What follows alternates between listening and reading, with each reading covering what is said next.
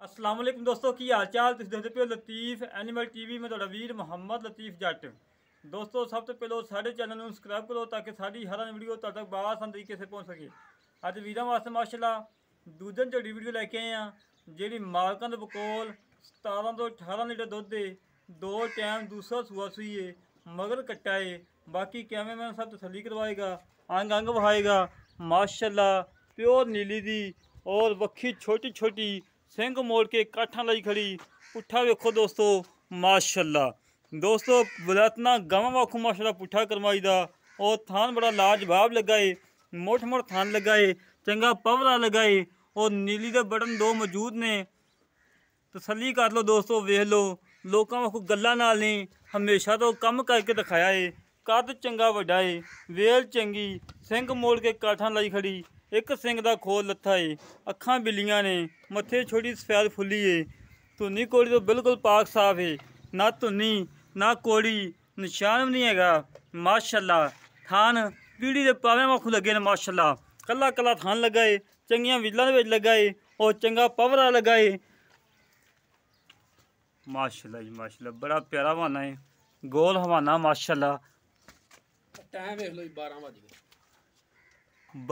गए 12:19 होए ने अजे तक शाम तक माशाल्लाह मेले ला जाएगी। सफ़र बहुत ज़्यादा किया सी दरियाए सतलुज तो तकरीबन 7 किलोमीटर सैल ते खड़े हाँ माशाल्लाह।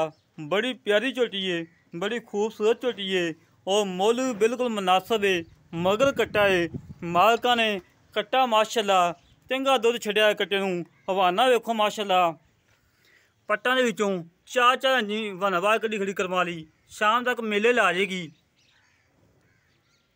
तसली करो दोस्तों तसली कराना साड़ा काम है मोट मोट थान लगा है चंगा मोटा लगा है चंगा पवरा लगा माशाल्लाह। हम तो मरा लवा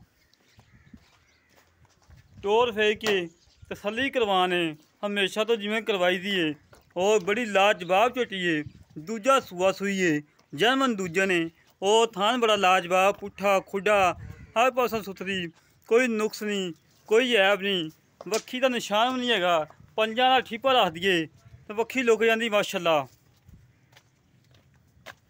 और तसली करो दोस्तों तसली कराना साड़ा काम है जानवर देखना दोस्तों का काम है और तुरंत फिरन माशाल्लाह बिल्कुल 16 ने कोई सदनवा नहीं कोई कुछ नहीं बिल्कुल पाक साफ है माशाल्लाह। रेट भी बिल्कुल मुनासिब है इंतहाई मुनासिब रेट है अल्लाह के हुक्म नाल जिहड़ा वीर वीडियो वेखेगा इंशाल्लाह मझ लाजमी मंगेगा जरूर मंगेगा और कॉल भी करेगा कि लतीफ़ भाई मझ डक लो अल्लाह के हुक्म नाल 17 तो 18 लीटर दुध वाली मझां 4-4 लाख 4.5 लाख 5 लाख मुल हो रहा है। आज इंशाल्लाह तुहाडे वीर ने मुल करना है इंशाल्लाह तुहाडा रूह खुश होएगा कि वाकई लतीफ़ भाई ने मुल किया है चस करवाती माशाल्लाह। काली शाह है कोई किसी किस्म का कोई निशान नहीं कोई ऐब नहीं बेऐब है हमेशा तो दोस्तों को पता कि बेऐब जानवर की वीडियो लगाई दी है ऐब वाले डंगर की कभी वीडियो नहीं लगाई।